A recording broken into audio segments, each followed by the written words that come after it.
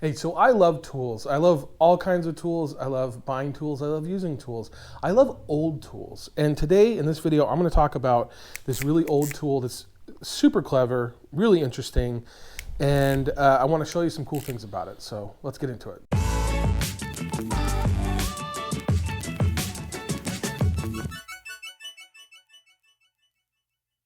One of the things that sets humans apart from the animal kingdom is our ability to make and use tools. All you need is the right tool for any job. Here's the one I was looking for. And we've been doing it for who knows how long, and humans are really clever at inventing new things and interesting things to get jobs done. And sometimes the historical tools, the old tools, are some of the most interesting. And I've got one of those right here. It's called a Yankee Screwdriver. In this video, I'm going to talk about this Yankee Screwdriver, explain to you how it works, and show you some interesting things. So the Yankee Screwdriver was first manufactured and sold in the late 1890s by a company called North Brothers Manufacturing. It's a really interesting tool. It's what's called a ratcheting screwdriver. And that's because it can screw in and out without twisting it, without turning it. You just push it, and it has a ratchet that will screw in the screws that you're using. It's a really clever device. It's really interesting to look at, and they've been using them for a really long time. Now, they came out of favor once we had power drills and started using power drills, but you have to admire the engineering and the ingenuity that went into a tool like this. It's really interesting to look at, really interesting to use. Now, there are a bunch of different types of these ratcheting tools. This is a Yankee screwdriver, as I mentioned. This is a number 29 Yankee screwdriver, but there's also these other tools. They used to call these push drills. Now, it runs off of the same principle, but instead of a screw on the end of it, it has a drill bit. Now, I was able to look up an old Sears catalog from 1957, and I think I found these exact tools. Now, the Yankee screwdriver they called an automatic screwdriver, and this drill they called a push drill. What I think is interesting is the price. In 1957, the automatic screwdriver made in West Germany, like this one that I have, sold for $1.29. Adjusted for inflation, that's about $14. The push drill that's similar to mine sold for around $4.50, which today would be almost $50. So let me show you how they work. All right, I've got a few different pieces of wood here. Here's some eastern red cedar, here's some hickory, I've got some maple and some pine. So we're gonna kind of drill into these, screw into these, and see how they work.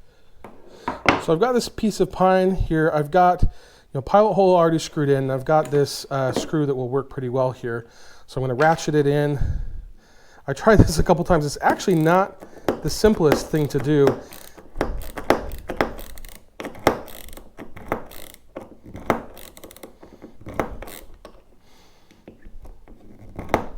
And I think the most of the time when these were used, they were actually used for machinery and equipment. It's a lot easier to unscrew a screw or screw in a screw for, like, say, a washing machine or something like that than it is something like this into wood. I did read a story about a guy who mentioned that he remembers back in the 70s, a guy coming to his house and repairing a washer that they had using one of these ratcheting or Yankee screwdrivers.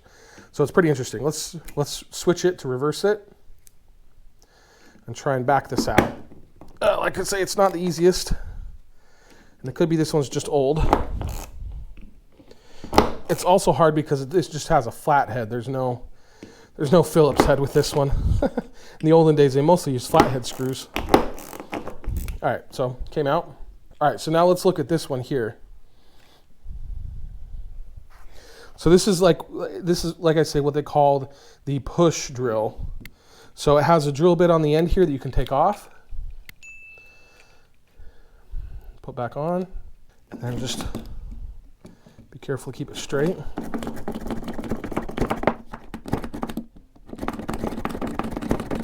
For too long, you got a pretty decent hole there. Ow. Oh, that was hot. Burned my hand.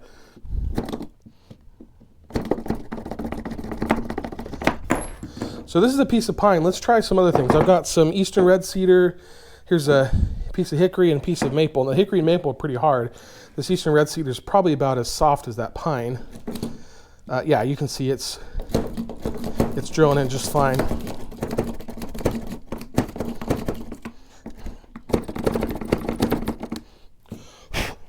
All right, let's try this hickory. Oops. It's a little hard to keep straight at first until you got a decent hole.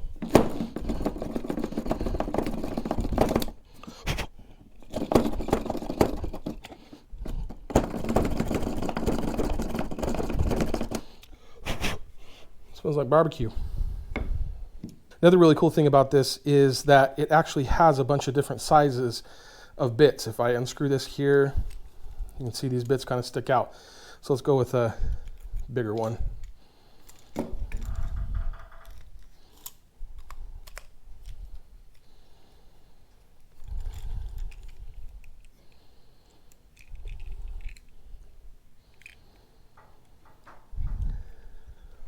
Let's try this maple.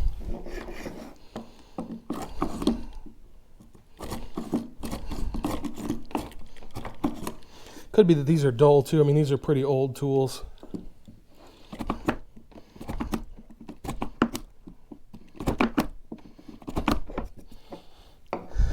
It's slow going, especially the bigger holes. It'd probably be a lot easier with the smaller ones. A push drill like this would really only be good for small precision holes, because for bigger holes, carpenters would generally use a bit brace. This tool just doesn't have the oomph to make larger holes in hardwood.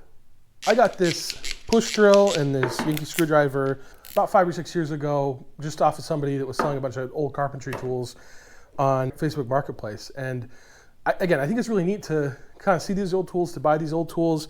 But the cool thing is that you can actually still buy them today. They do still make Yankee screwdrivers. They still do make some push drills. You can buy them today. In fact, this one right here I got off of Amazon. And so I'll leave a link to that below here if you want to check that out. This Yankee screwdriver actually does have a Phillips head. It even has other bits that are stored in the handle. And they're all easy to change out.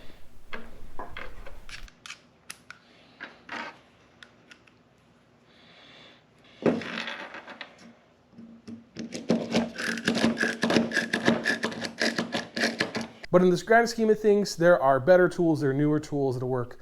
And we probably just don't really need these anymore. But again, they're still pretty neat to see, pretty neat to use. So if you have any experience with these, if you've seen them used, if you've used them yourself, if you're an old timer and you've got a toolbox full of these, go ahead and make a comment in the bottom and tell us about your experience. Tell us about the right way and wrong way to use these. Tell us about some maybe nostalgic stories of times when you've used something like this. I'd love to hear about it. So thanks again for watching. I hope you found this video interesting. Be sure to like my channel, subscribe for more, and we'll see you in the next one.